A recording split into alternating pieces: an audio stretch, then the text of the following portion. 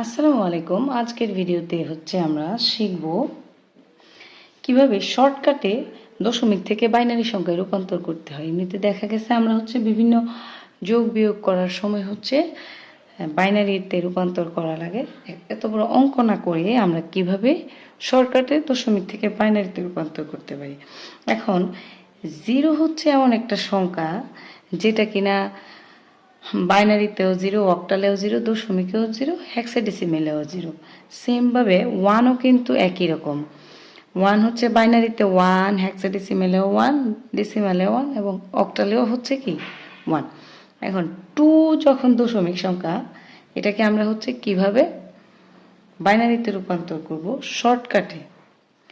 আমরা মনে করব যে 2কে যখন আমরা বাইনারিতে আমরা কি জানি 0 এবং 1 এই দুইটি বিট ছাড়া অন্য কোনো বিট আমরা ব্যবহার করতে পারি বা অন্য কোনো অঙ্ক আমরা কি করতে পারি না, ব্যবহার করতে পারি না। তাহলে যে সংখ্যাটা আমরা নির্ণয় করব এটাকে 1 রাখবো, আর যে সংখ্যাটা আমরা বাদ দিব এটা হচ্ছে 0 রাখবো। যেরকম আমরা যদি 1 এর বলি, 1 এর বাইনারি মান হচ্ছে 1ই, কিন্তু 2 এর বাইনারি মানের ক্ষেত্রে 2 যখন আমরা নির্ণয় করব তাহলে 2টাকে আমরা কি করব, 1 করব, অন করব, আর বাকি সবগুলো কি 0 রাখবো। এটা হচ্ছে 2 এর বাইনারি মান।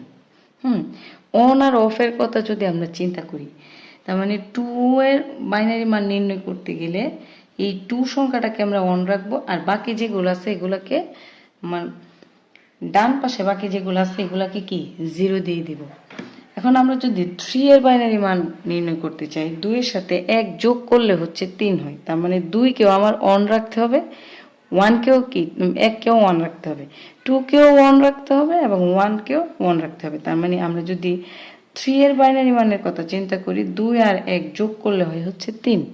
তার মানে আমরা কি করব, এটাকেও অন রাখবো আবার এটাকেও কি অন রাখবো। এটা হচ্ছে 3 এর বাইনারি মান। এখন 4 এর বাইনারি মান যদি আমরা নির্ণয় করি, তাহলে 4 এর ক্ষেত্রে কিন্তু শুধু 4টা অন রাখলেই হয়, বাকিগুলো কিন্তু আমার অন রাখতে হয় না। তার মানে 4 এর বাইনারি মান হবে 1, আর বাকি দুইটা আছে না, বাকি দুইটা কি হবে 0 হবে। 5 এর বাইনারি মান তাহলে কি হবে, এই 4 এর সাথে আমরা কি করব, 1 যোগ করলে কি হয়, যে সংখ্যাটা যোগ করতে হবে এটাকে অন 1 দিব, আর যে সংখ্যাটা যোগ করতে হবে না সেটাকে আমরা কি করব 0 দিব। তাহলে 4 এর সাথে 1 যোগ করলে হয় 5।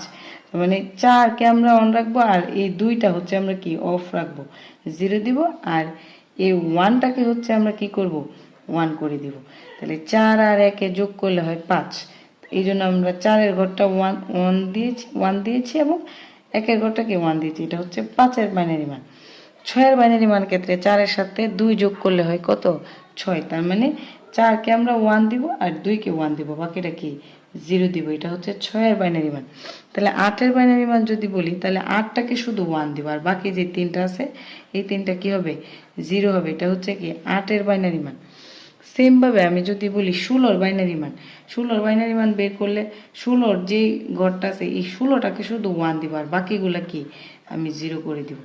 এখন আমাকে যদি কেউ বলে যে 20 এর বাইনারি মান কত, ঠিক না, 20 এর বাইনারি মান তাহলে কি হবে, 16 সাথে কত যোগ করলে 20 হয়, 4 যোগ করলে। তার মানে 16 ঘরটা আমরা 1 দিব, এটার ঘর 0 হবে, আর 4 যেহেতু 16 সাথে আমরা যোগ করতেছি 4 এর ঘরটা কি করব 1 দিব, আর বাকি দুইটা 0। তার মানে এটা হচ্ছে কি 20 এর বাইনারি মান। 16 সাথে 4 যোগ করলে 20। এখন যদি 21 এর বাইনারি মান বলে, তাহলে 16 সাথে 4, 20 আর 1 এই 21। তার মানে এই 16 ঘর, 4 এর ঘর আর 1 এর ঘর এই তিনটাকে 1 দিতে হবে। তার মানে 1 0 1 0 1। এটা হচ্ছে কি 21 এর বাইনারি মান। সেম ভাবে যদি 128 এর বাইনারি মান নির্ণয় করতে বলে, 128টাকে কি করব আমরা শুধু অন রাখবো, বাকিগুলা 0 দিব। 32 এর মান যদি 32 এর বাইনারি মান যদি বের করতে বলা হয়, তাহলে 32 এর পরে আমরা কি করব 1টা 2টা 3টা 4টা 5টা 0 দিব। যদি বলে 34 এর মান নির্ণয় করতে, যে 32 আর 2 যোগ করলে কত হয় 34।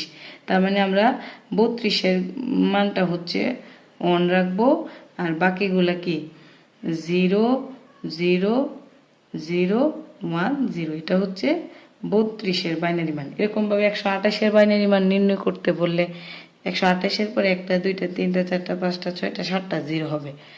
যদি 29-এর বাইনারি মান নির্ণয় করতে বলে 129-এর সাথে আমরা কি করব, 1 যোগ করলে 129 হয়। তার মানে 128টা আমরা 1 দিব, বাকিগুলা 0, আর এরপরেরটা কি হবে, 1 হবে। এভাবে হচ্ছে আমরা খুব সহজে শর্টকাটে বড় সংখ্যাগুলোরও দশমিক থেকে বাইনারি করতে পারি। আসসালামু আলাইকুম, ধন্যবাদ সবাইকে।